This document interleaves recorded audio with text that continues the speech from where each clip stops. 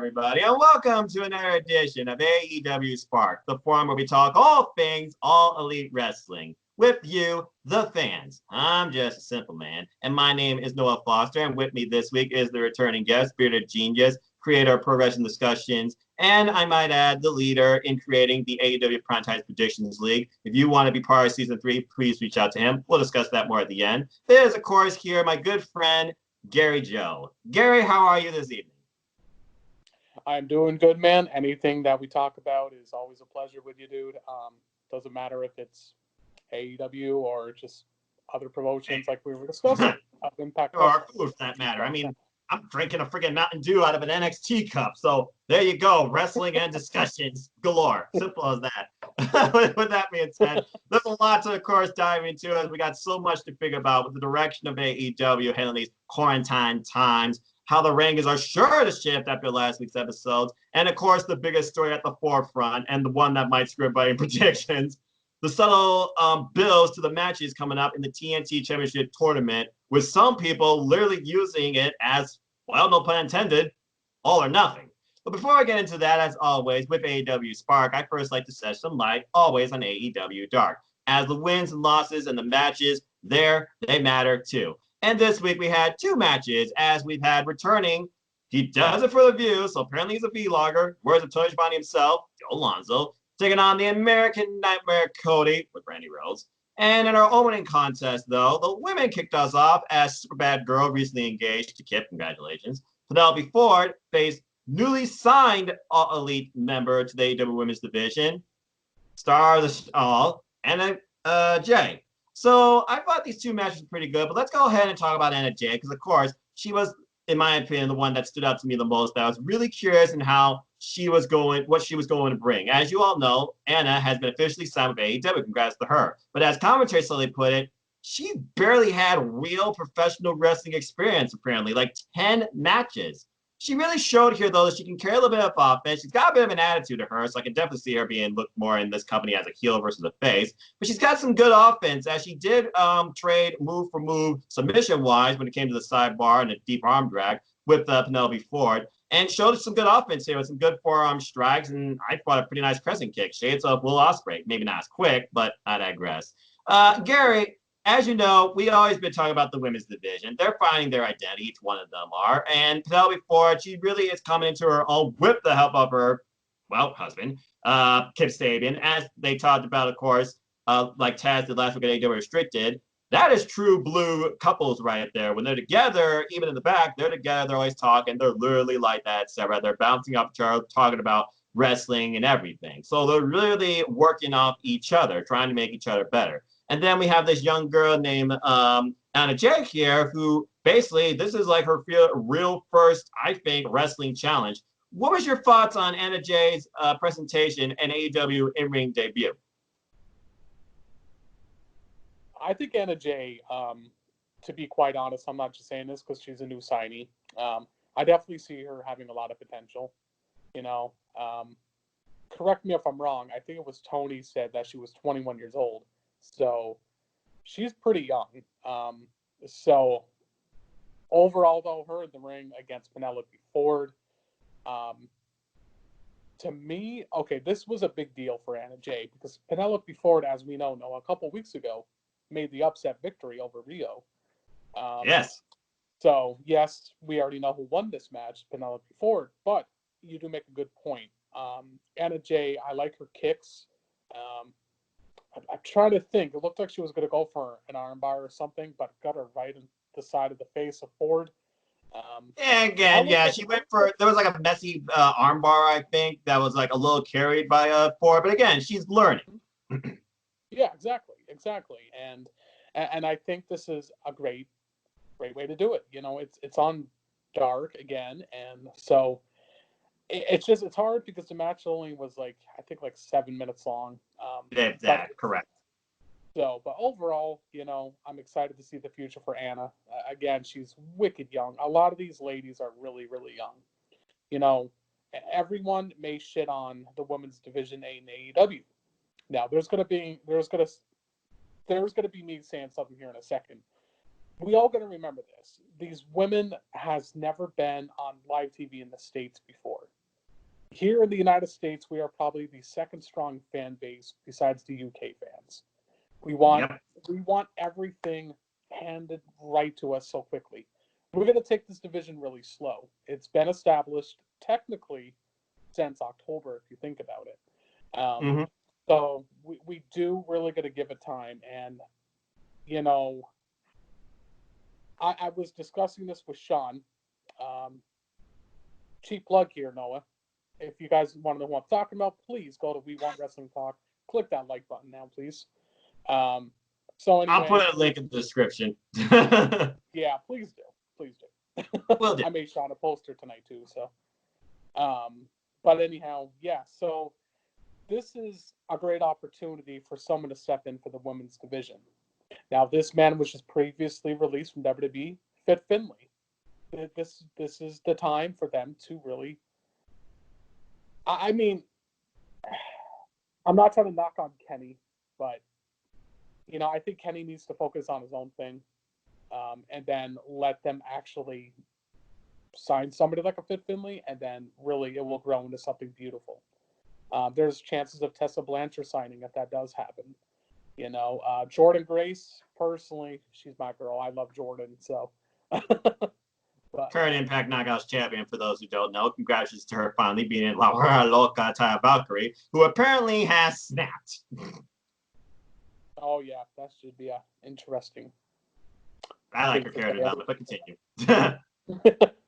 So, but yeah, very happy for Anna Jay getting a showcase match here. I'm glad it wasn't just a quick matchup. I mean, yes, like I said, it's 7 minutes, but again, with Dark, this is really showing what they're about. It's not really going all out, no pun intended. It's just them really. It's like kind of where they're getting recruited, you know, like they're scouts. This is why Anna Jay got signed with AEW personally. So, again, you know, and I know there's a lot of people shitting on Dark the last couple of weeks saying, oh, well, you know, it's not the same as before. We all got to remember as a diehard wrestling fan, the reason why Dark has been stale the last few weeks because, hello, what's going around the world, and we're going to remember the restrictions, you know, 10 people or more, 10 people or less in the same building. Yeah, I'm about to say, botch, less. I'm after you watch me. You're starting to sound like Sean. Hey. But, yeah, so. Similar standing in the rankings, but I digress. But I completely agree. And keep in mind, Anna Jay, this is her second match with an AEW wrestler. Remember, she got signed based on her performance with the #1 rank in AEW's women's division, Hikaru Shida, who I might add at one point, hair pulled down, so she was in a fight. Anna Jay is definitely finding her footing, and I think she has a very good presentation, and I look forward to where she goes. Now, it's curious that you bring up thoughts about Kenny Omega in the women's division. As you know, I always look at forums, I read, I listen to podcasts, etc. Brandy Rose recently talked about AEW Restricted, how literally this women's division, it's self-built, it's self-made, okay? Everyone's finding their own direction, defining their own character, and they're basically taking it from there. She does have some say, per se, and some power, but she doesn't necessarily want all of that. She's not trying to be a Stephanie McMahon, basically. And anyway, basically, it's a team effort with how this division's going. And then recently, I read an interview that Bleacher Report did with, Brit Baker, baby, and how basically it's entitled, How Dr. AEW Star Brit Baker Became Wrestling's New Top Heel by Being Herself.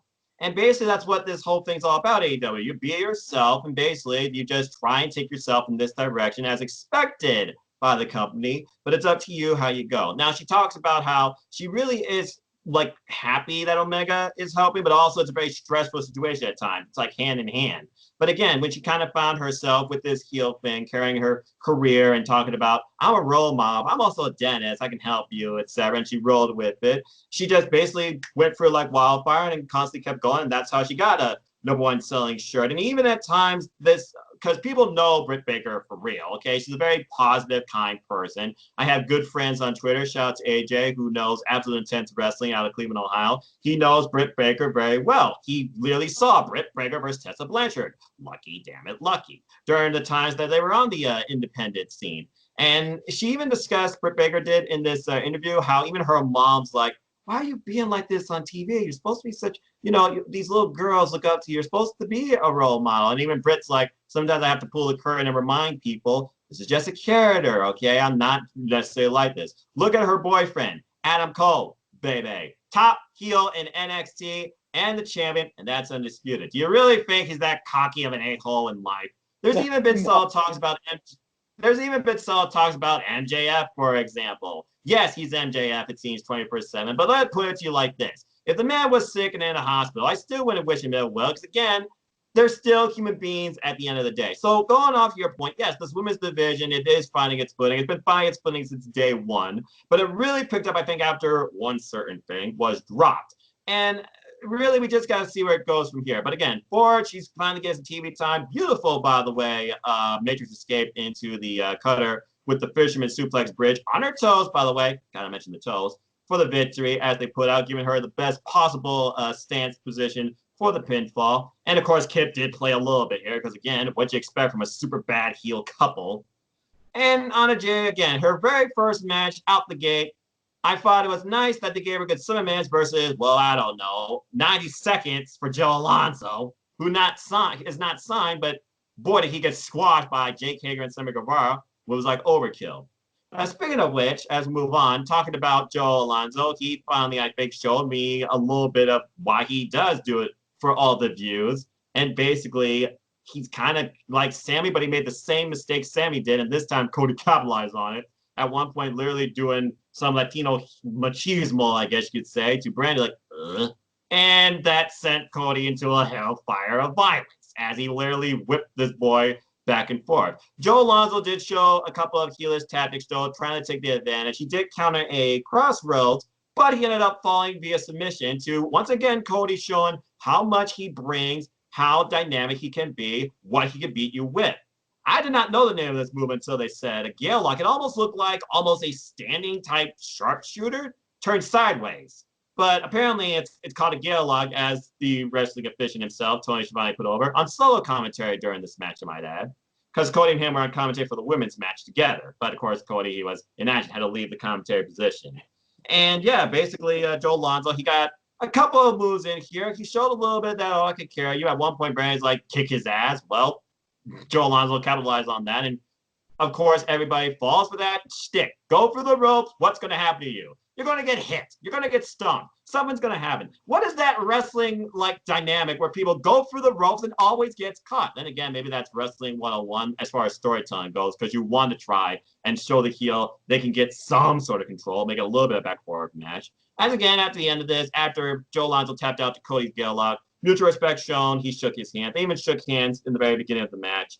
Now, of course, he's not signed, but again, they're doing this to support the independents, support pro wrestling, folks. And I thought it was a pretty good show. And of course, this is hyping up towards Cody versus whoever wins, what we'll talk about soon. Not to mention the first women's match is to hype up Kip Sabian, where he and his partner are both building momentums through matches, as Kip Sabian prepares for his opening match against Dustin. Boy, is there a lot to think about with that match. With that being said, that was this week's Dark. So before we talk about and reignite the fires of last week's Dynamite, Gary, what was your thoughts on Cody's match from Dark and Joe Alonzo's performance versus last time?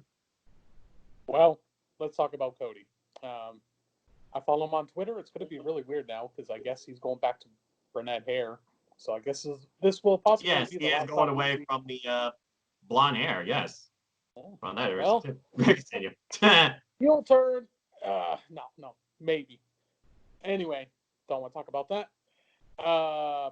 Yeah, Cody again, and I know there's some people out there, trolls, that likes to say, oh, Cody gets all this, he always is the one that steals the spotlight, so on and so forth. Cody, I think the reason why he does these matches with the indie guys, personally, is because he has respect for the wrestling industry. If it's not Tony Khan, it's probably Cody recruiting Alonzo to be on here 3 weeks in a row. Be like, listen, this guy, he should show what he's all about. And now that's going to lead me to Alonzo. Not much to say on Cody because he's Cody. Alonzo, yeah, he had some offense, which was good. I'm glad we didn't have a quick 10, 20-second match here. So, but he did have some offense, which was important. So that was good. Who knows? I mean, hey, maybe Alonzo and Pineapple Pete for a future tag team. There's an idea. Surge D or No, I actually would get behind that idea, especially with those two getting, I think, the most showing out of all the independents, besides the one that's been signed at this point on a J. But continue. So, it's it's hard to tell, But I'm gonna say this, like I already been saying all along about the independents. Tonight, guys, I'm watching Impact Wrestling's Rebellion, and I'll watch it tomorrow on Wrestling Online because I don't have access to Access TV. It's Sport Pro Wrestling, folks. wish I had some information like that for you, Noah, but that's all good. I got Google. So, but yeah, and like Noah says, really respect the independents. It really, this is a good time to do it. I mean, this is why I'm just so happy that AEW is around, because these guys really not only get a paycheck, but they really can show what they're about. There is going to be one indie guy that we're going to dive into for Dynamite that I really can't wait to talk about. So, yeah. So, let's see what happens with Pete Alonso. And it's really hard to base on him again, but again, just good. It was a decent dark, It's just like I said, we got to remember this, guys, that, this due to the restrictions, we got to remember dark is better than this, Go if you're a first-time viewer of AEW and you want to give them a chance, go to previous darks. That's what me and Noah can really recommend is, YouTube exclusive, folks. You can find them all on the YouTube channel. And trust me, there have been some matches that have made pretty much my match of the night when I think about Dark and Dynamite kind of bouncing off each other, okay? Because, again, Dark is like their second exclusive show. They hype up where they're going. They hype up the Dynamite. And they also, wins and losses do matter here. They do count towards these actual people's records. You sometimes even get the most wild, unrestricted matches, no pun intended, on this forum, too. Joey Janela versus Kenny Omega, just saying. But with that being said, that was this week's Dark. And again, they're doing what they can with what they're allowed to under the circumstances that we face. We can only hope the world will return to normal one day, which I'm sure it will because nothing lasts forever, not even the coronavirus. With that being said, let's go ahead and reignite the fires of last week's Dynamite because, again, it was another unique showcase as we had the entertaining commentary duo of, Chris Jericho and Tony Giovanni for the second week in a row. We had another idea of audience atmosphere where it was like one side was more dominant than the other this time, especially in the opener. We had a lot more faces in the face side versus the heel side. But as the show kept going on, the heel side came more into fruition to balance out the audience. And even audience interaction got involved in the show, which will lead to more matches we're going to discuss soon. So with that being said, this is usually the part of the forum where I usually give it over to my guests to give me their in, outs, highs, lows, cons, pros of AEW Dynamite's last week's episode, as I just give them the quick rundown. Sometimes just let them pontificate. Sometimes we just break the match down bit by bit. So I think under the circumstances that we have, with the fact that we got another loaded Dynamite this week and another to discuss, we're just going to go a little bit through the matches because, again, the show was like 50-50 when it came to matches, character development, promo, etc.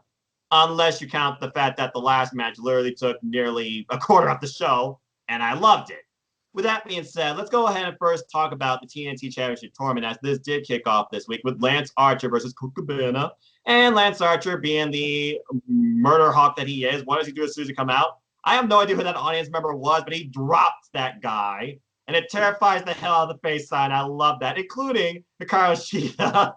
I was like, dang, that guy dead. But Colt Cabana, again, seasoned experience as Jericho and Tony Giovanni put over. Love their commentary for the night, by the way. He really tried to bring the fight seriously. Yeah, folks, seriously. To Lance Archer, but then he fell to a blackout and it was over. And of course, the show even opened up how Lance Archer, of course, Jake the Snake, hyping up Lance Archer. When Jake the Snake talks, you listen. Talking about Lance Archer is this animal. I would not want to be in the ring with him, but I know you, Colt. I know you've been around. I know you've been for Japan and everything, but so has Lance.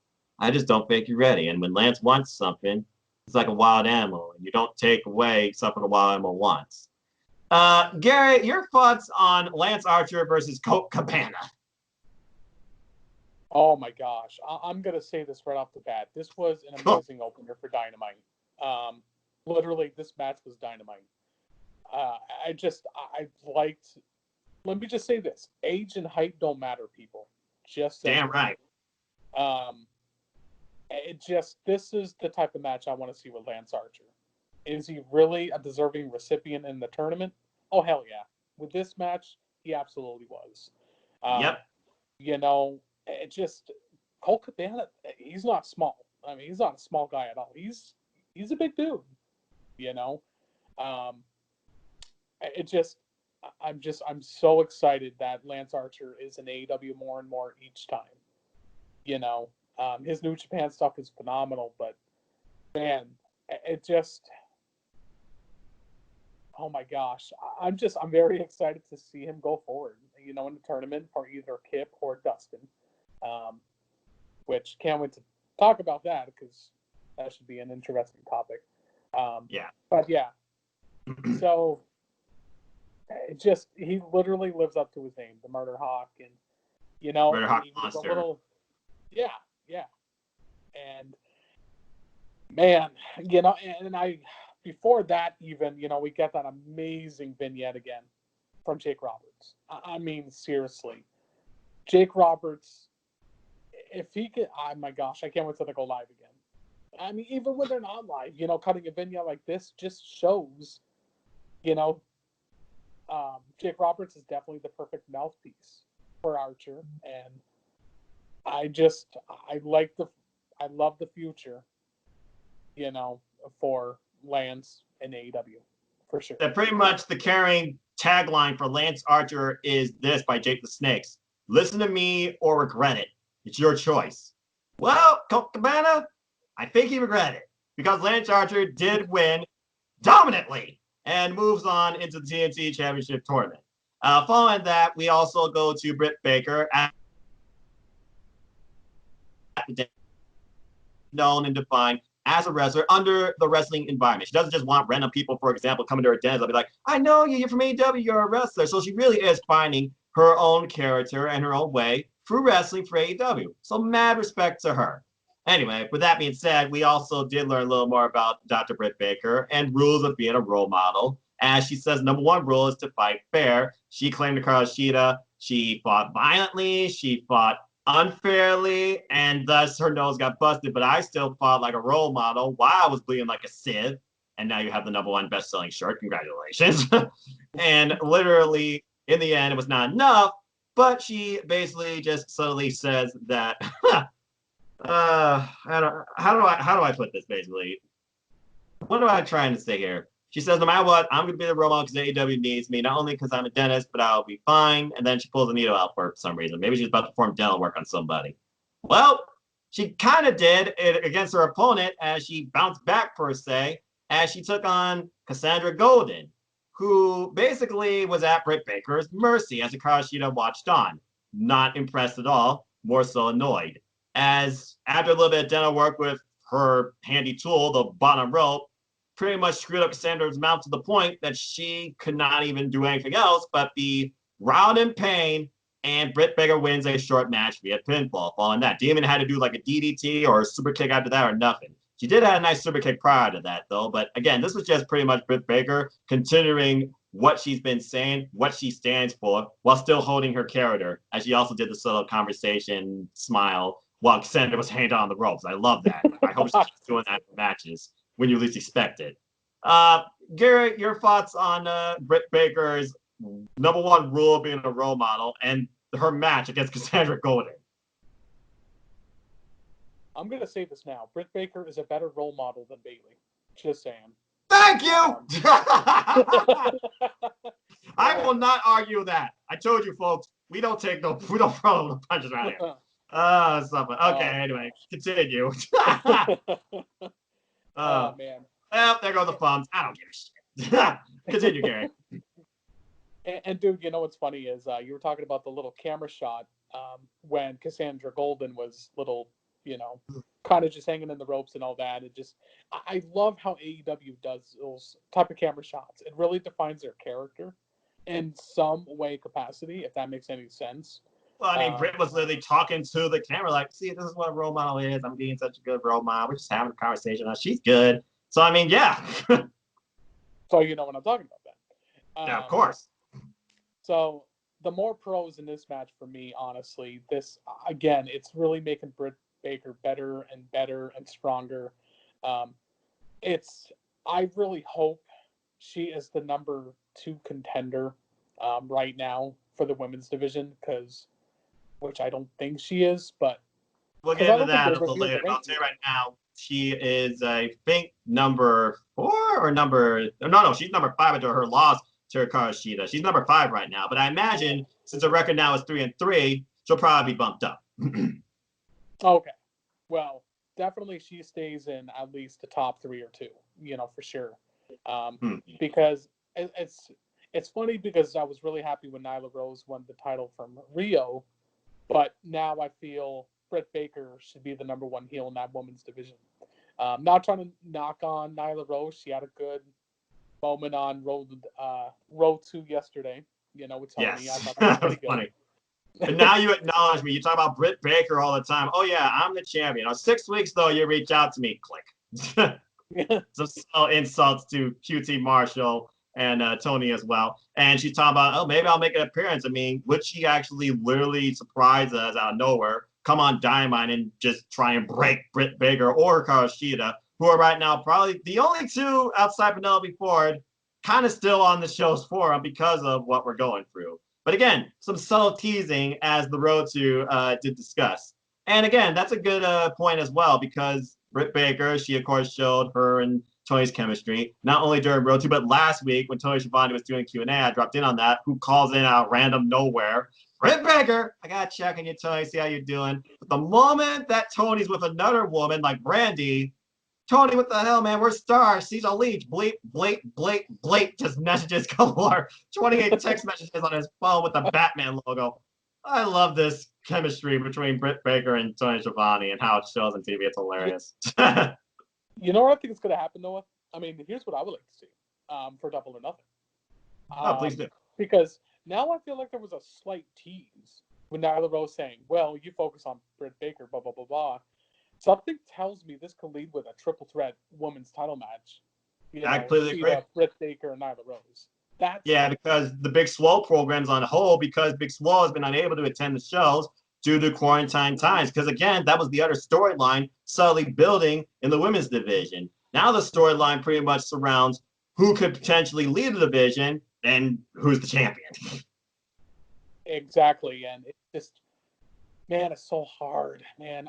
But on the bright side, ladies and gentlemen, that I'm very happy because slowly businesses are opening up again. Very slow. Yeah. So that's good news. So just maybe, I'm a firm believer in God, and so is Noah.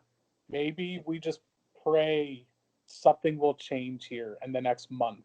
Well, not month. We'll see what happens with August. I mean, NJPW, they have events canceled up to May. They didn't cancel events through May yet. So I'm very optimistic for the future. And again, one of the biggest things I want to do is Dynasty. But since I know around the end of the summer, the world's going to be still in a state of recovery, even if we are slowly coming back to normal, I'll probably hold off going to any travel-based wrestling events until next year.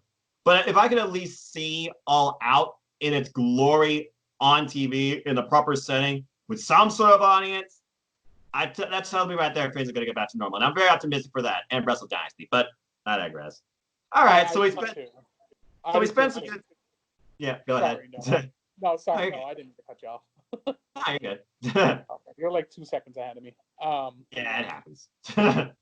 But yeah, I think it's more believable with All Out at this point, because they're doing it until I think the last week of August. So that's really enough time, and I think they're really, they're going to push it really, really hard to actually get All Out because again, Double or Nothing without no crowd, man, it's going to be hard. And yeah, we're going to talk more about that. Let's save that again. I'm getting ahead of myself. Well, again, this is what we do. We talk all things All Elite Wrestling, but anything All Elite Wrestling necessarily won't be in chronological order when you think about what topic could go into what. But with that being said, let's just go ahead and merge these two things together because we had Pineapple Pete finally in the ring against Sammy G of the Bubbly Bunch. As we first learned of the Bubbly Bunch and what the Inner Circle is all doing, not only to stay in contact with each other and hype up their boy Jake Hager as the main event was looming, but also the fact that Sammy G talks about, I'm going to win this tournament. Jericho's like, yeah, you will. Look how many times I can punch this bag. Jericho's ruining eggs on a skillet. His dogs are watching on like, what the hell, man? And then we get the obnoxious showcase of Shug D, Pineapple Pete, versus Sammy Guevara. And in the end, even with deadlifts galore, this is basically a fun forum for the heels to definitely get behind this match, while it's basically like, boo. Because that, Pineapple Pete's their boy. Jericho's like, hey, look at Sammy, okay? He's the Spanish god, all right?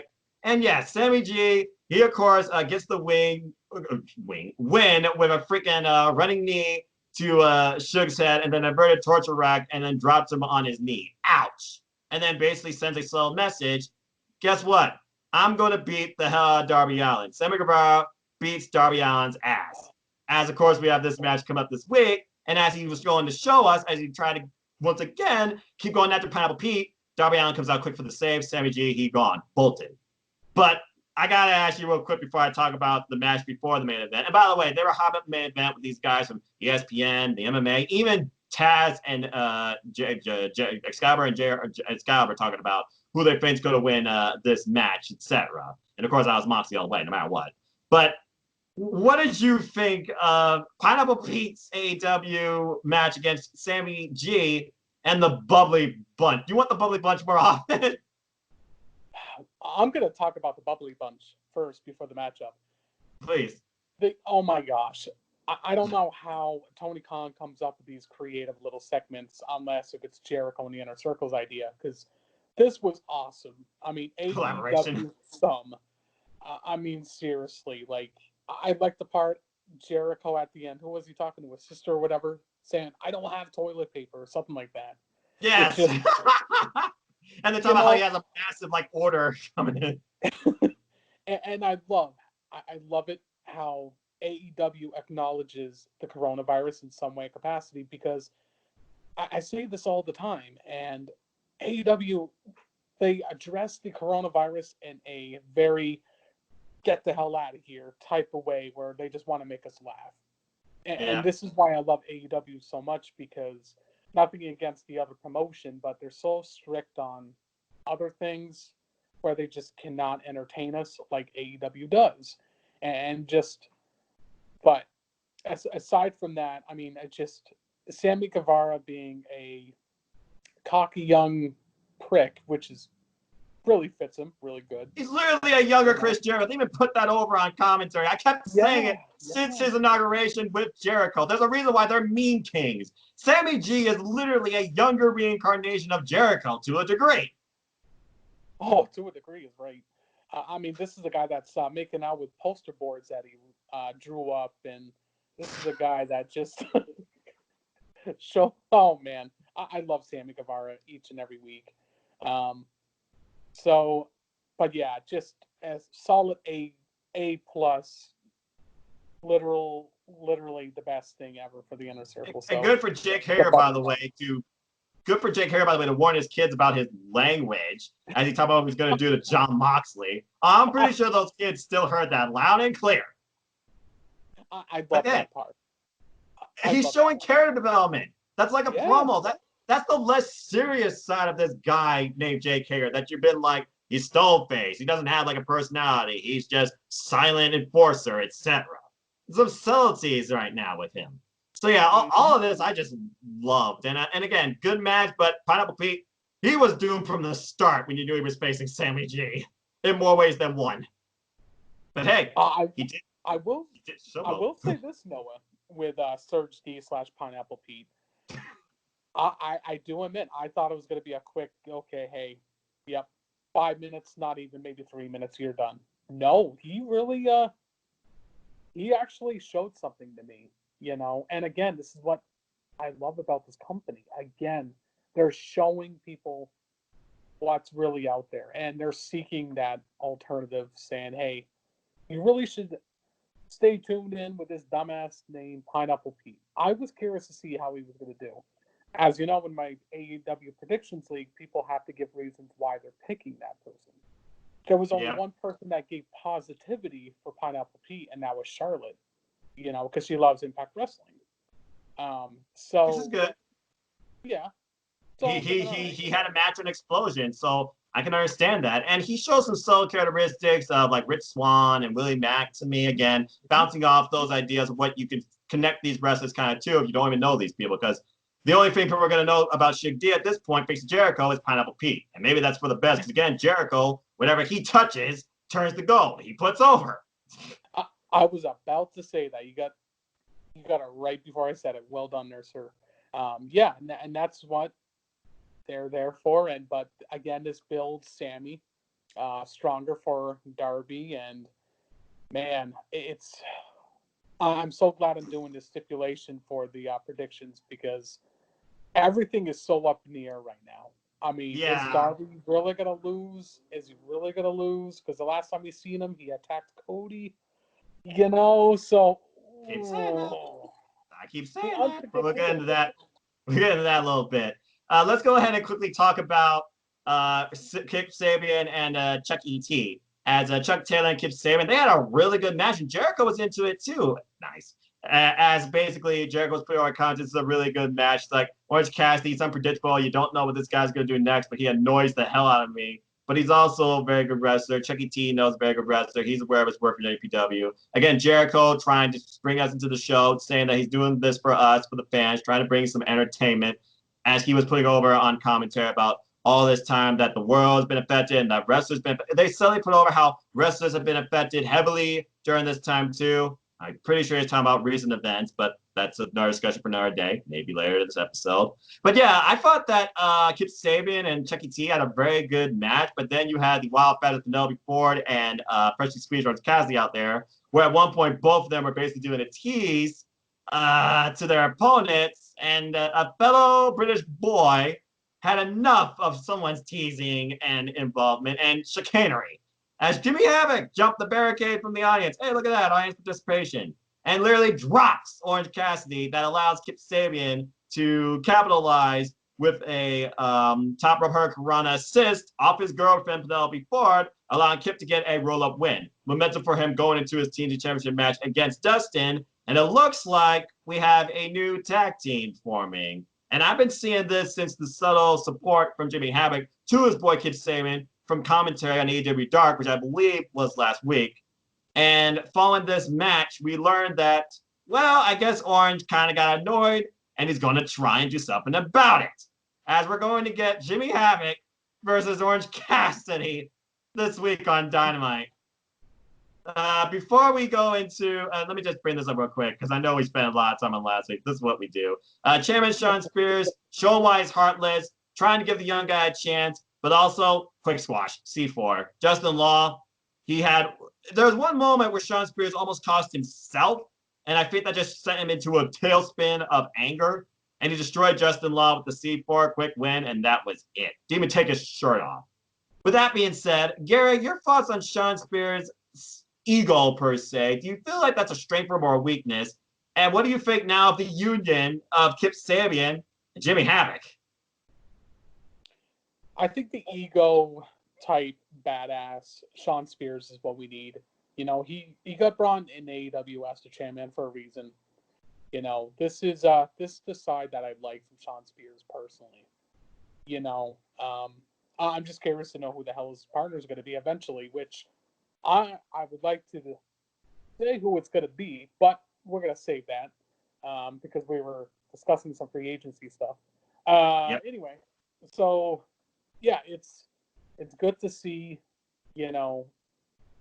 again, Sean Spears counter with a victory that he much like he really needed the victory again, because Sean Spears just one of those guys that you really can't be like sure about. So again, showcase matches are good, in my opinion. So like Lance Archer did with Marco Stunt a couple weeks back. So It's Well, getting their again, first. he killed a fifth grader. Oh my gosh! I mean, applaud Marco Stunt was in the Stunt. audience. Marco Stunt was in the audience, folks. He's fine. With that being said, what was your thoughts on Kip Sabian versus Chuck Taylor? Those two had a really long, good match. I thought it was a good match as well. I really did. Kip Sabian, I like how they're pushing him. He's the original bad boy in my opinion. He's cocky. He's got the girl. He's got everything, and that's what you need. Yeah. And as for, excuse me, for Chucky T, the best friends are so awesome, man. And I like that moment again. You want to talk about camera shots again with their characters, or not characters, with their wrestlers. Chucky T, grabbing Kip Sabian. He's just getting a good grin out of it. Just looked like he was having a great time, so. And he's the more emotionally driven person of the best friends, okay? The more emotionally unstable one, some would say, especially if you look at the best friends from NJPW. And again, I still think some point down the line that could implode. But hey, they so far gone this far with this trio. I don't see it breaking anytime soon. And then Orange Cassidy, of course, doing nothing practically, and yet still the most over person in the freaking empty building. And what more is there to say? And another thing that I'm going to say too is I'm so glad Jimmy Havoc did attack Cassidy, because for the first time ever, if I'm right, this is the first ever match for Orange Cassidy in a singles match on Dynamite. So you are correct. I'm excited to see how this match could go. So far it's 50-50 in predictions from people, but I can't say who, obviously. But yeah, so it's just, and I think this is going to be a good match tomorrow for sure with those two. But anyway, with your thoughts on Havoc and Kip Sabian together, that certainly could happen. What would you call them now? The British destroyers? I don't know. The bad boy British boys? I don't know. Super bad suffering? I don't know. I don't know. But we'll have to wait and see if that actually forms a tag team. As we learned that Chris Jericho and Sammy, they might eventually go, keyword eventually, for the AEW Tag Team Championships, and they are known as the Sex Gods. Oh my. What a name. Oh. All right. Now, usually, this is really my bread and butter because everything about this is beautiful, but this is where I'm just going to leave this to you. And it would not surprise me if this had all your moments, because I know we talked about moments, but if you can quickly, give me your 3 favorite moments from Dynamite, or just say this match was altogether, and give me your thoughts on Jon Moxley versus Jake Hager, empty arena, no holds barred for the AEW Championship with solo commentary called by good old JR. Take it away. My top 3 moments for Dynamite last week. As you know, Noah, I'm going to go 3-1. So, number 3, I definitely have to give it to Brit Baker. I mean, again, she's defining her character. She's really becoming gold every single week, and I'm excited to see where they're going to go with her. As the weeks go by, and like I said, that's what I really see now as a triple threat at Double or Nothing with Rose and Sheeta. So, but yeah, definitely Brit Baker for sure. And my number 2 favorite moment, I would have to say it has to be the Bubbly Bunch segment. Oh my gosh. It has to be. By far has to be. No doubt about it. So I'm not going to argue that. Oh boy, that was just so good. And my number 1 moment for AEW, I can't think of this guy by far, and that is gosh, I'm sorry, I'm stuttering my words because I'm excited to really talk about AEW all the time. Yeah, you're but fine. Anyway, yeah, definitely Lance Archer. Lance Archer to me is the number 1 moment for me because, again, the guy faced the likes of Colt Cabana. That says something to me. Yes, again, New Japan. If you're familiar with New Japan, just enjoy it. But now we get to see it here in AEW, where we just don't get everyone that watches New Japan. They saw one hell of a showing from Lance Archer. So, and again, I like how they're building his character with Jake Roberts. Maybe that's going to be tied with my number one moment, the Jake segment there, or vignette. It's just, oh my gosh. I'm expecting another vignette to open up Dynamite again for 3 weeks in a row with Jake Roberts. I really do. So, but who knows? Maybe I'm wrong. It wouldn't surprise me if they take a break from that, because Lance Archer, as we know, is so far not involved this week. But events that happen tomorrow on Dynamite can definitely foretell Jake the Snake's next subtle opener, warning, or overall just message. All I know is it's building up a really good feud. It's telling you it's going to be good. Anyway, my thoughts on the main event. Yeah, holy mackerel. It was hard to tell. It was a little meh for me at times, but there was a moments where it picked up for me. Mm-hmm.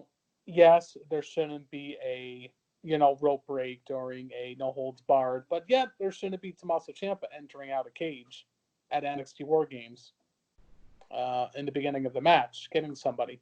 Okay. So anyway, but aside from that, I'm going to say this. You don't need to have weapons to make it a no holds barred. And I think, again, this again states that AEW is really an alternative. Because what I mean is Jericho doing solo commentary did something good here. JR. It was not. Did I? Oh, sorry, JR. Good old Jim Ross. The thing that JR did correct here was put over not Moxley. He put over Hager. And I think this was a smart business move, even though everyone in predictions was predicting the outcome with Jake Hager losing. But who had most of the offense in this match? Jake Hager. Ankle locks, the suplexes to everything. And even Moxley.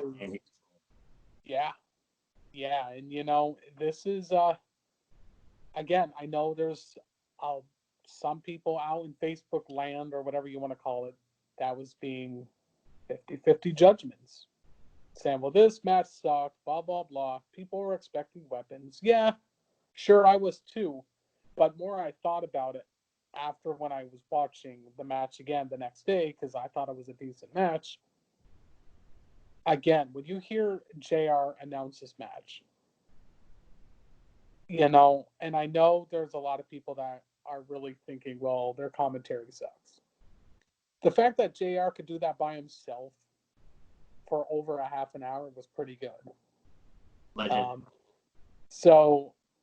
But again, I like the future of Jake Hager, and they used him right here as well. This is probably the biggest match, clearly, that he's ever had in his career.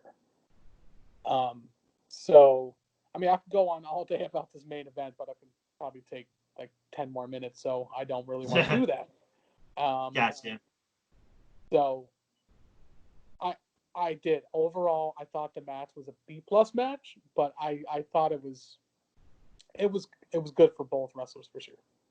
Well, considering it's your main event, you're dealing with TV time and you're dealing with commercials too. And clearly they wanted to give this match the amount of time it deserved based on not only the feel, but also the overall involvement, as you have these two fighters, not just wrestlers, fighters, doing it out for the top prize under the most extreme circumstances. What really surprised me was the way the match developed and how it really was told in the ring itself more than just JR. Because what I usually find in wrestling anymore is commentators got to talk every second. There's got to be pointless bickering. There's got to be robotic speak, talking over each other, or promoting some other yin-yang that I could give two blips about. And JR didn't really do that. There were times where it was just pure silence. You were watching these two basically tell it in the ring. Because that's the thing. Wrestling is told in the ring while commentary is trying to dissect it for you in a way you can understand it goes beyond you. This didn't go beyond me at all. But I love the pace of it. It first started off with a mat game, as literally Moxley was fighting Hager's game. Hager being a fighter, and JR noting Hager has been trained in MMA fighting Bellator since February. He's lean. He's got great cardio.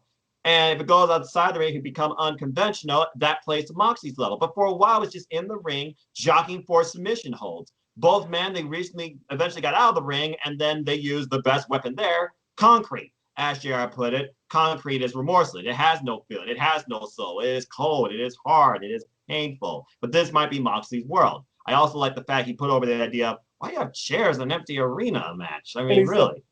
Said the same thing Again, there's that soft fourth wall break in too, where he's not only talking about the match, but he's literally talking to us, bringing us into it. I was thinking the same daggone thing. And then I was thinking about, can a decision happen on the outside of the ring? As Moxley wrapped Hager's legs around the friggin' steel like railing in the stands, basically, into like a figure four leg lock. And then literally at one point when Moxley was trying to pull Minoru Suzuki and go for a God-style pile driver, my gosh, that was beautiful. But Hager, of course, counted, showed his power game. Hager went on a tear, basically, trapped Moxley eventually in a front face lock, and then literally whipped Moxley to the guardrail, brought him back in the ring, and then these two just welled into each other. You just saw the sweat flew. Both men just like, give me your best shot. I'm not going down. I'm not losing. Literally trading forearms back and forth. But then Hager plants Moxley with a gut-wrench powerbomb. Near fall. And then out of nowhere, Hager runs to Moxley again and again, and Moxley just eats it. Both these men literally wearing each other out like friggin' meat. And Jared's like, God almighty, it's anyone's ball game here. But of course, Moxley gets the paradigm shift off, not enough. And then Hager, he gets that lock in, nearly gets Moxley to pass out. Not quite enough. And then the real difference maker at the end, hello, steel chair to the face, and then a paradigm shift from the steel chair. And he did get the win. As Moxley says, this is my year. No one say this from me. 2020 is mine.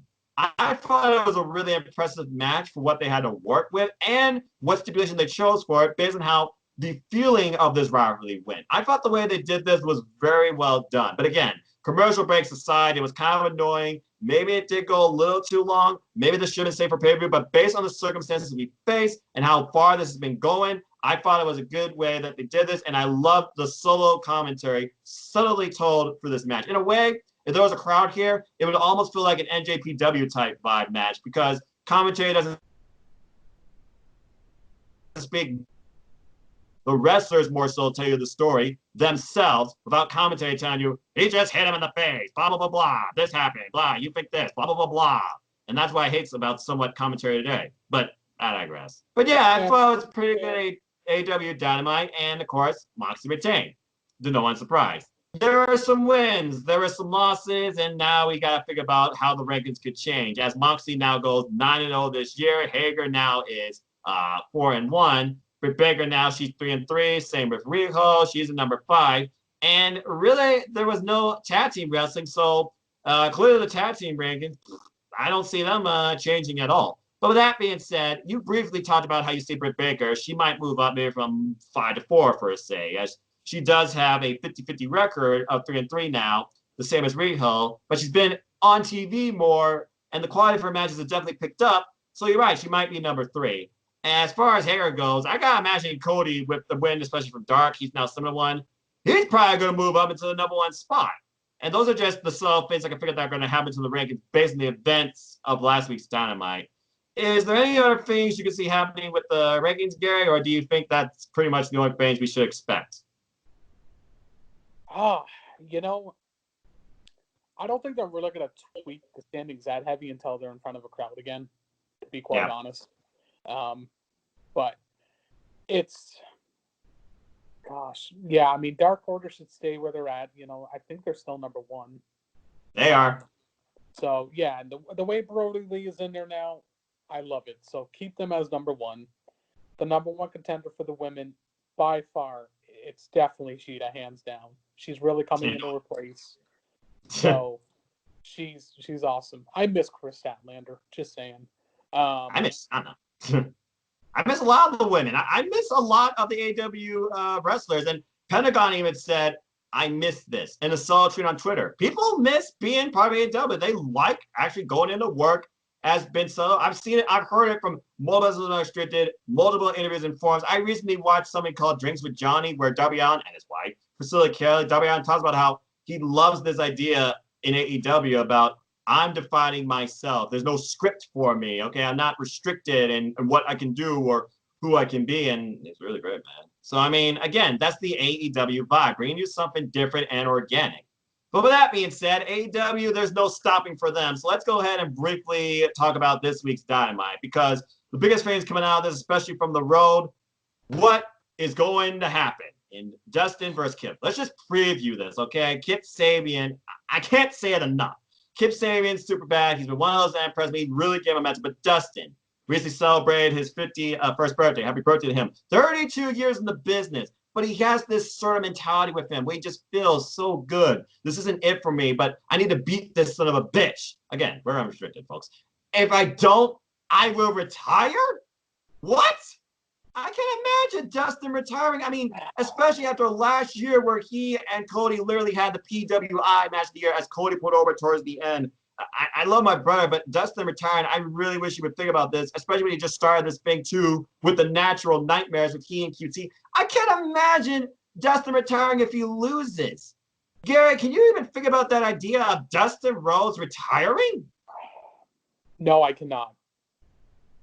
I really can. And this is, oh my gosh. Again, I said it a few moments ago, the unpredictability. You never know what's going to happen. Yeah. If he does go out with a bang, I think, I don't see it for one reason only. This is a taping. This is not on live television. Exactly. So I don't think his sign off would be from a pre-taping. There's just no way. No. But story time, but still. If it does happen, wow. But I think what's going to happen here is he's going to really put over Kip as a really, really good wrestler for down the road. I think that's what's going to come down to.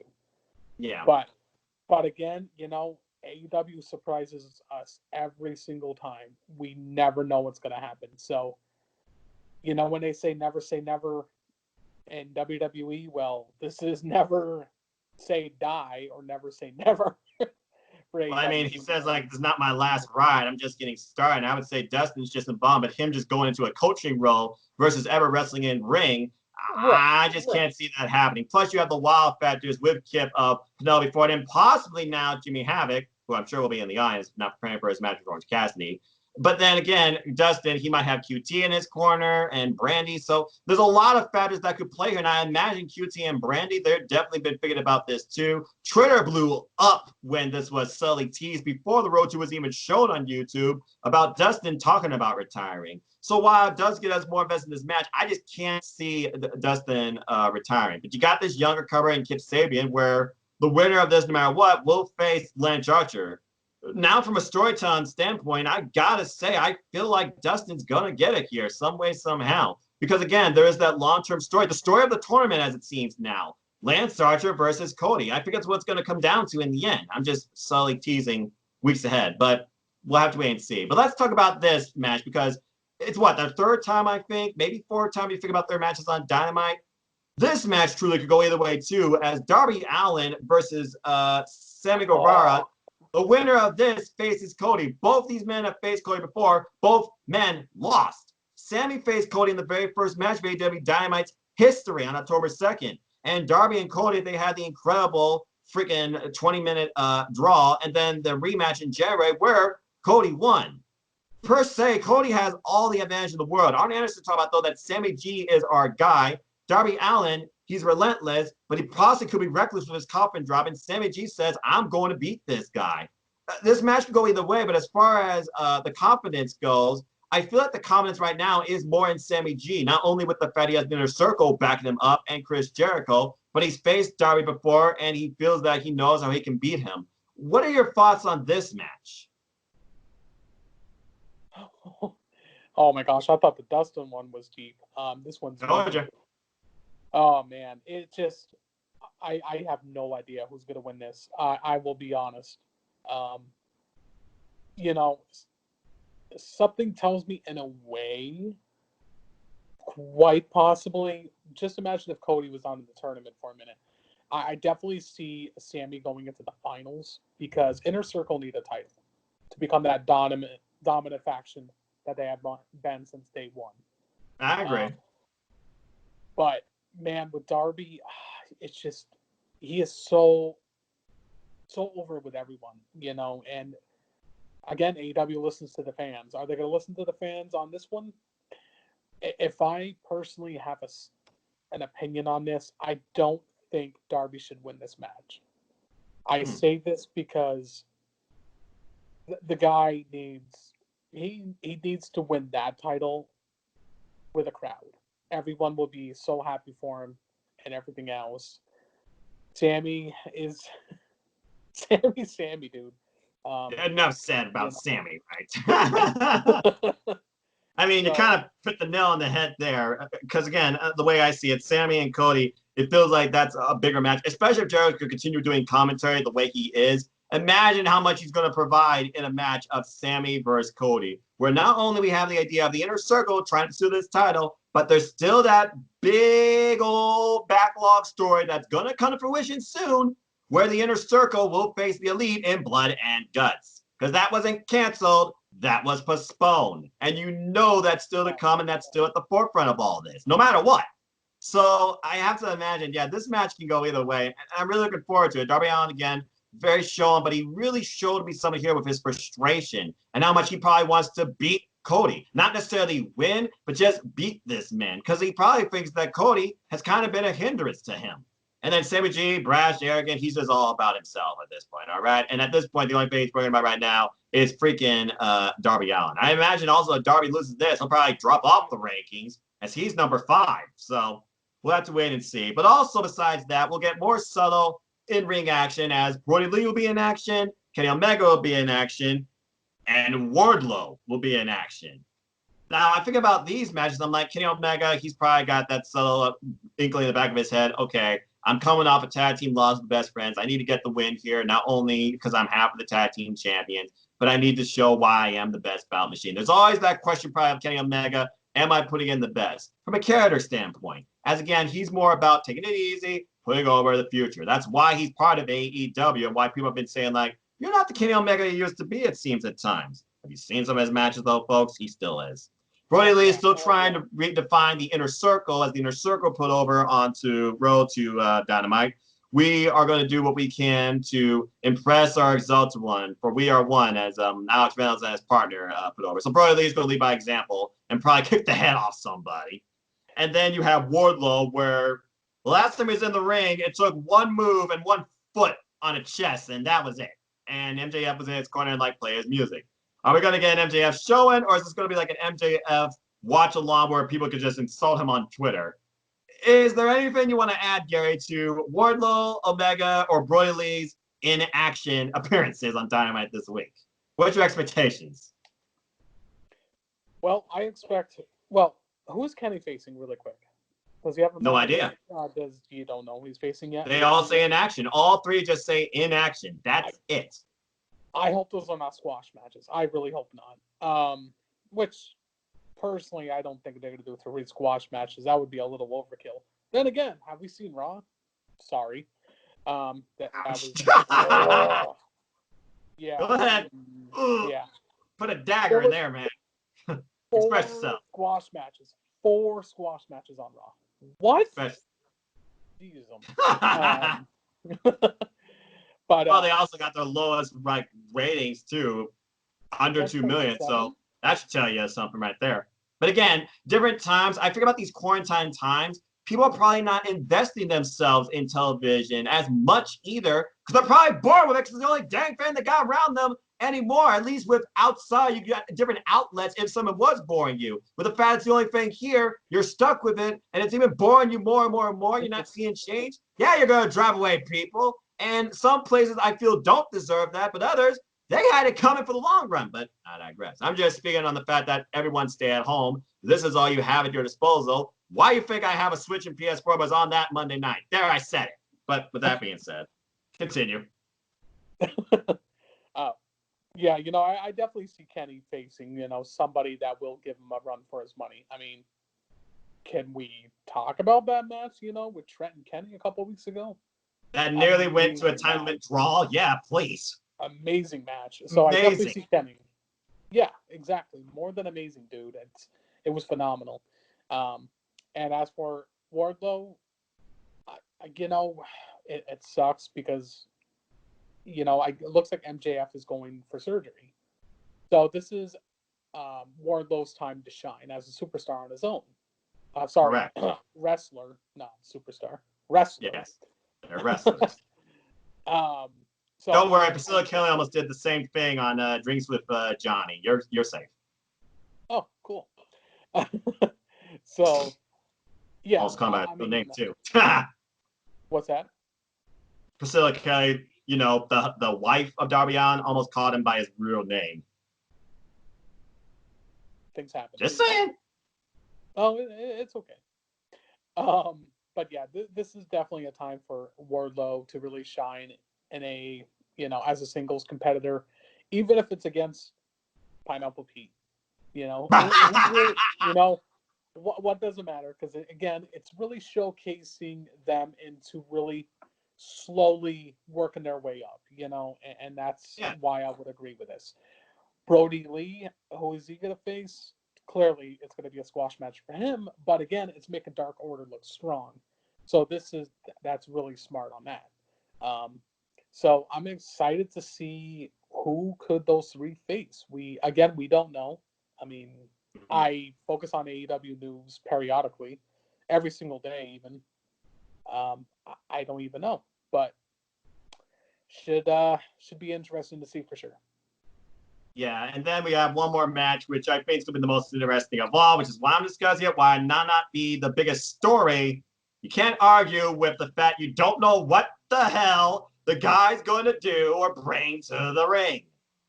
Gary, your thoughts on Orange Cassidy versus Jimmy Havoc? You had to save Orange Cassidy for last. Oh, man. I can't wait for this match. I really can't. And, obviously the last time we saw OC, the real OC, in the last match at Revolution, he was so damn good. Very good. And commentary were having the time of their life. Even JR, who still don't understand the full idea of Orange Cassidy and his appeal. He's getting used to it now. He's getting the hang of it now. Yeah. I can't wait to hear JR's thoughts after Dynamite about Orange Cassidy. Who knows? We never know. Lord. I mean, Jericho says Shivani is Shavone and makes me think of Nitro back in the day. It's that Nitro vibe, yeah. So, yeah, and one thing I'm liking about this match, too, is the two different match styles. I really like that, because you're going to be like, well, this is different. It doesn't make sense, but it's different. But it does make sense. If that makes any sense. That sounds confusing, but it's just, Havoc is obviously known to be a badass rebel. Orange Cassidy being the goofball, but you can't take him seriously. You can take him seriously. Whatever. Again, it was like a 14-minute match against Pac at Revolution. That says something. So. Yep.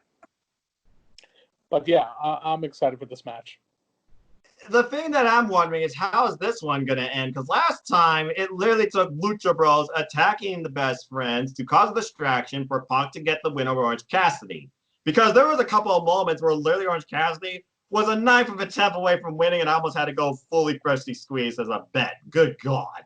With that being said, though, Ken Sabian's got a match, and it depends really how his match is going to fall. Is he going to be in the Irons? He's going to be in his boy's corner. No, before going to be in Jimmy Harris' corner. And obviously, Orange Cassidy, he's going to be rolling with the freaking Best Friends. So that's literally Chucky and Trent. Two things you have to overcome, unless Chucky or Trent's in battle with Omega or one of the other people. So I'm super curious how this match is going to play out, or is it going to get thrown out? Because again, disqualification could happen here. Is Jimmy Hammer going to pull out a freaking staple gun? He hasn't done that for a while. How Aubrey Edwards is going to handle this if she's the ref, too, is another thing. Because I don't know how Aubrey Edwards will handle the Orange Cassidy match. She was not the ref for the last one.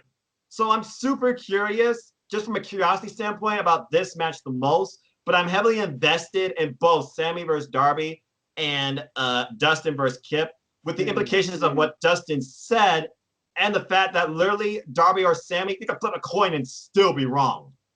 With, again, these two being two of the highest rising young bright stars out of AEW today. So with that being said, that pretty much covers everything coming up with Dynamite and all things All Elite Wrestling. But let's go ahead and just spark a conversation, thinking about things that have happened recently. The wrestling industry was heavily impacted, as you know, and still is, with everything that's going on with the world. Some places had to go to drastic measures from a business standpoint, I guess, to help themselves in their ventures. As you all know, sport wrestlers, folks, many talents were released by a particular company. Agents, reps, ring, you name it. There are so many names out there now, and I can think of so many that could work very well with AEW and JPW, Ring of Honor, Impact, anywhere else, you name it. But with that being said, Garrett, I just want to get your thoughts. I mean, we all saw Aaron Bibb's ideas of where he thinks some of these guys can go and stuff like that. You already know what I think about Revival. I think they would do great in the Crown Cup per se. I would love to see them face the freaking wild cards. I think of Rusev, and I want to see Rusev versus Toru Hanare and NJPW. But then I think about people like you said, Fit Finley, who had heavy impact on the women's division in the other place. Sarah Del Rey was a coach, by the way. I think both could be very beneficial in the growth direction and training, I might add, of the friggin' AEW women's division. So I would like to see like Sarah Del Rey, for example, involved in AEW. And then we lost great referees and like Mike Chioda, who's been with that company for over 30 years, I might add. One of the best refs of all time. He could be a referee anywhere, and that place could be great. But I just been rambling off names, talking about companies and stuff. I just want to get your thoughts. If you were to think of three key names right now, I mean, I know you mentioned one, so we'll just count that. So 4. What names would you like to see show up eventually in AEW? The one that comes to mind right off the bat is EC3. I would love to see him being paired with MJF. You know, let Wardlow do his own thing, and let's have a tag team of MJF and EC3. Those two, by far, besides Cody, would be the best on the mic. Oh my gosh, they probably would be the best heel tag team in that damn division. That is my dream tag team right now. That sounds like money. I like that a lot. And that was one of the, again, I'm not going to say anything else. It's just you, but that was definitely one name I was paying up for AEW. Continue. All right, so there's Finley, there's EC3, or Ethan Carter, whatever you want to call him. Ethan Carter the third, yep. Just count down the 90 days, folks. Watch that clock. The third one, this might be kind of surprising. I mean, I know there was speculation around there on the internet yesterday from NoDQ, but Sarah Logan would be a good addition for the women's division. I really honestly believe that. You know, she's I think she has that it factor. I really do. So what better, you know, it's, you know, you really need something to boost that women's division. Sheeta's doing a good job. You know, Chris Statlander does a fine job, you know, but they need to get one special spark to that women's division. I really feel Sarah Logan could be that. And before, again, I'm hoping, no, knock on wood, yeah, is Tessa Blanchard over the summer.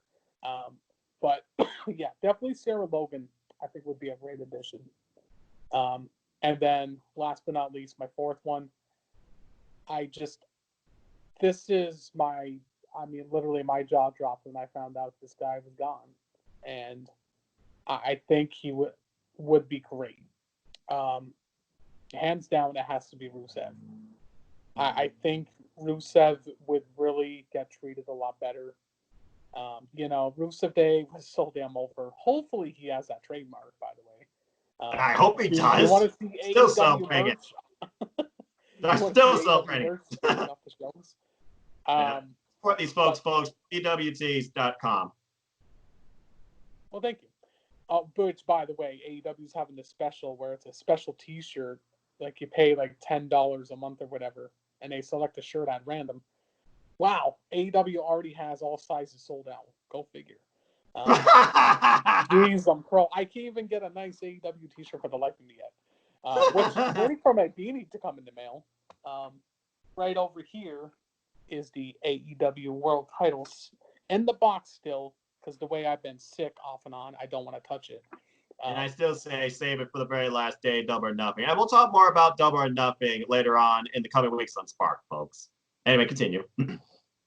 And honestly, if not Rusev, if man, I'm just gonna go for a top 5 then. If that's okay. Yeah, go for it. Yeah, go for it. So the 5th person that I would like to see go in AEW. Oh gosh, this is somebody that really I feel that has been underappreciated. I really do. Oh gosh, hold on, it's coming to me. There we go. Sorry, Drake Maverick. I think Drake. There we go. Drake could possibly be the replacement for Wardlow. EC3 and MJF definitely is going to be the mouthpiece.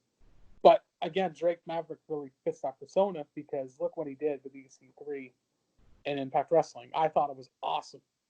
Not to mention the best suits in the game, Rockstar Spud. I'm with Spud. I get you. Yes.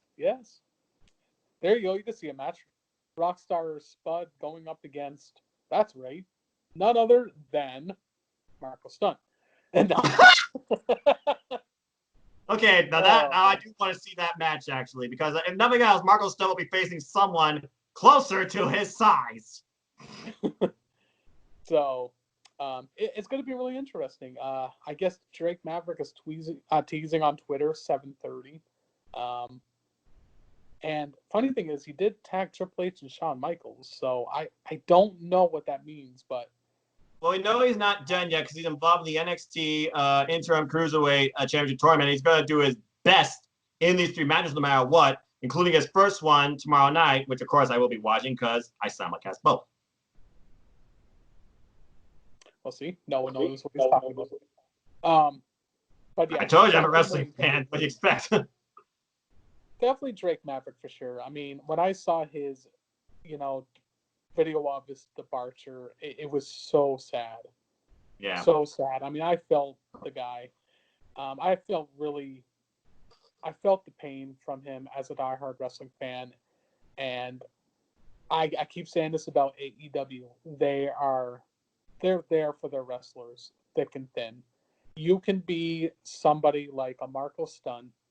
Sure, he got his ass kicked, a couple weeks ago, but he really wanted to wrestle, and because he's getting a chance to do something he loves, and you really could feel that with Drake Maverick. And again, I think AEW is the perfect place for him for getting that chance again. So, yeah, that is definitely my top 5. But the first one I'm hoping they do sign is definitely Ethan Carter III. Well, we'll see what happens at the end of that 90-day clock because 3 months from now, that will be July. So technically, if AEW does happen and they have a Casino Battle Royale, just saying. Whoa, I didn't think of that. I forgot all about that. Remember, Casino Battle Royale brings all the surprises, talents that aren't signed and talents that are signed. Hence, in the women's ones, we saw the likes of Ivelisse and Mercedes Martinez, who have yet to sign with AEW because we know one's involved somewhere else, and Ivelisse may be involved in it too, but yeah, we'll see how far things go and how things turn out. But you did bring up a lot of great names there, and I do agree, Drake Maverick, Rockstar Spud, would definitely be a fun fit to AEW, not just as a wrestler, but hey, he could probably supply something also in production-wise too, because he's been a manager, and he could bring some subtle hints to commentary. We all know how much commentary flexes itself, especially nowadays, although it does seem like Excalibur and Taz like the permanent dark team as they subtly put over and bash each other about, because Kataz like, Scott, you're not talking about me, and I can commentate with you every week on the YouTube thing, but I have a table now in production, so that's just a fun subtlety. But yeah, so many incredible talents, wrestlers, agents, referees. Please support them all, folks. Mike Kanell's another one. I can see Mike and Maria Kanell's maybe getting involved in AEW. Hey, maybe they could reinvent the Kingdom and Ring of Honor. But bottom line is this: there is a lot. What is one company's huge loss is everyone else's game, not only in the wrestling community, but in the wrestling industry. I feel like it's a major shift of things to come once all these quarantine times are over. But with that being said, I really don't have anything else to share right now in my mind. So, Gary, is there anything else in your mind you want to discuss or any closing thoughts on this episode? I thought this episode was better than last time I was on it, Noah. So Because it went shorter? No, I mean, dude, I can talk about them all day. I mean, you won't believe how much Sean and I can talk about AEW. I mean, like, literally, it's probably a, I don't know, 500-page book by now. So, book waiting to be published and monetized and all that type of stuff. And by the way, congratulations to Matt, damn it, on beating your brother Nick on BT 200. No doubt this is a teasing. The Young Bucks are going to come back, but also the Young Bucks, they'll still keep killing the business, either in the ring or in the backyard of freaking California. I thought that was fun to watch. I liked the, oh my gosh, what was it? The Canadian Destroyer off the pool or whatever. On the pool, yeah. It's like the softest Canadian Destroyer ever, the safest one unless you drown. And then they had little subtle teases with Shawn Michaels, the greats of the past. I'm sorry, I love you. Remember that from WrestleMania 20 for Ric Flair. The Marty Jannetty barbershop window spot. The tacked super kick boot from them facing the cutest tag team ever in Joy Ryan and Candice LeRae. There's so much freaking throwback in that. It was so much fun to watch. Not to mention the entrance where we've had former members of, you know, friends that died, friends that were killed or exorcised, etc. Adam Cole, Marty Scurll, Flip Gordon, just to name a few. And of course, the feud of friends and lovers between Omega and Kota Ibushi and the Young Bucks too. So who knows what's next for these guys? Only time will really tell. But I feel like BT is going to go on forever, and I always love that. And I feel like the Young Bucks, they really are trying to say, we're doing good. They can't wait to get back and wrestle. So we'll see what happens. And with all the fact that these guys that aren't able to wrestle, these other ones can wrestle now, it really can really change the direction of AEW. Like you said, I thought we were going to get Brit Baker versus Big Swole. I bet that was the original story. But now we might be getting a triple threat for the women's title. What you thought you might be getting a Wardlow and MJF, maybe going out to Jon Moxley, might just be Wardlow finally building himself to maybe a one-on-one confrontation with one of the big guys. AEW finally defining some big guys now in their industry, while you think they're just a bunch of little guys at the top. We got to see what's next for Jon Moxley now that he beat his biggest challenge yet in Jake Hager. And we definitely got to see what direction this tournament goes. If it does lead to Cody versus Dustin, or Cody versus Lance, or even something wilder than that, Sammy versus Dustin. I don't freaking know what's going to happen. The unpredictability, but the variety of different ways that AEW could go and are planning to go, but already have planned for through mid-May, is something that I truly am enjoying trying to watch and figure out, but also be surprised at. But again, it also might cost me in the Predictions League. But with that being said, I think we are done here for this edition of Aewspark. So, Gary, as always, a pleasure, sir. Thank you so much. Anything you want to plug, and where can people find you? Yes, absolutely. So the first thing I want to plug is my page on Facebook, Pro Wrestling Discussions. You guys basically will find it in the link, which I'm sure Noah will share.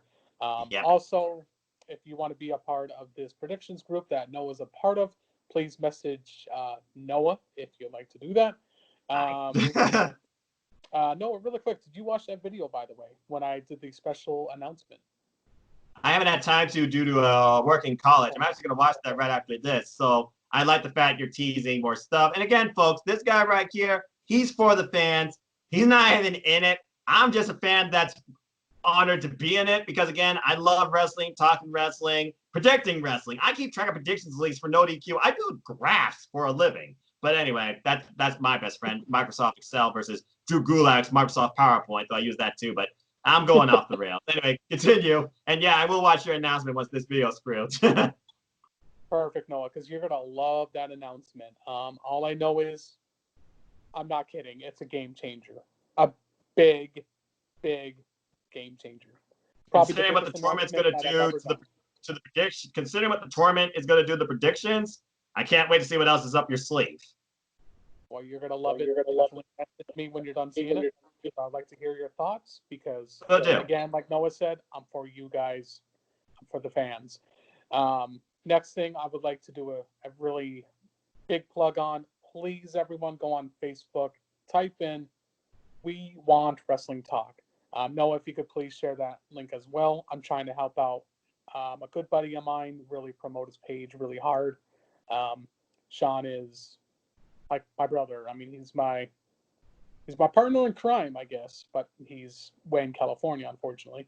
But yeah, definitely doing those plugs. And Noah, seriously, man, it just, I can't thank you enough for letting me be on here. And anything with AEW Spark, I will try to get dibs on it because it's always fun to talk about. So thanks again, my friend. I honestly really appreciate it.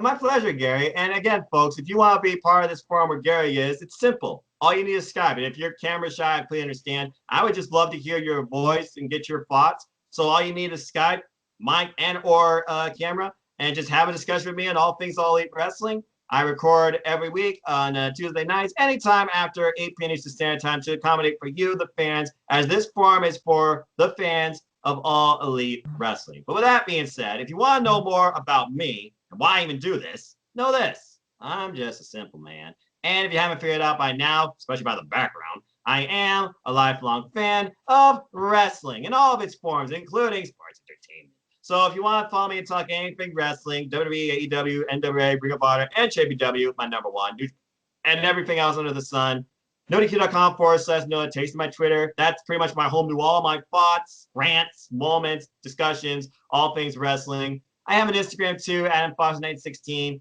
Give you a nice hello. I'll give you, some morning vibes to welcome your day. Maybe a nice song. And my moments in wrestling, my thoughts in wrestling there too. And also, I have this simple YouTube channel here where AEW Spark is hosted, as well as my other series on all things cruiserweight wrestling in hashtag 205 Life Matters. So please help the channel grow. YouTube.com/user/Noah Foster at 210. And also support, like I said, my friend Gary here and his forum, Pro Wrestling Discussions. Link will be in the description. I'll definitely put in Sean's link too. Support his forum. We Want Wrestling Talk. If you don't want to come on here but do nothing else but plug your stuff, you're welcome to do that too, as long as you're a good-hearted person and a wrestling fan of some sort. That's all I'm about.